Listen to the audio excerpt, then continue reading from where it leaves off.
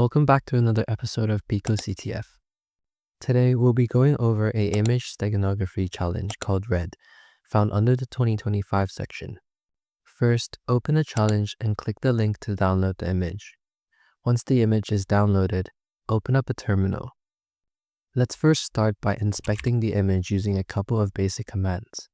First, use the file command to check the type of the file. Then, run the strings command to search for any readable text that might be hidden in the image. These tools are great for uncovering simple hidden data embedded in files, but it looks like we need to dig deeper. Let me quickly explain what steganography is. It is a technique of hiding data within seemingly ordinary files like images, videos, or audio. On the surface, the file might look completely normal, but it's secretly storing hidden information. Our next step is to use an image steganography tool called zsteg, which automates the process of checking different steganography techniques by looking into an image to find any data that doesn't belong, like a hidden flag or encoded messages. After typing zsteg, simply include the image file name and wait for the output. Each line in the results shows a different steganography technique that the tool has tested.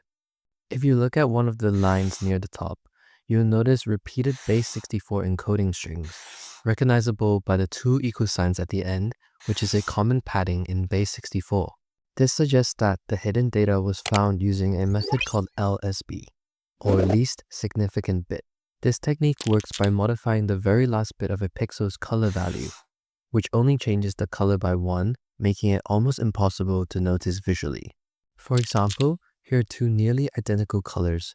However, the one on the right has its last bit changed, and to be honest, I literally can't tell the difference between the two.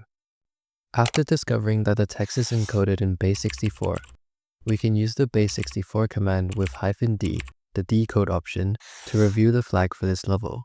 Copy the flag back to the web page and press submit. Congratulations on completing another level, and I'll see you all in the next one. Bye!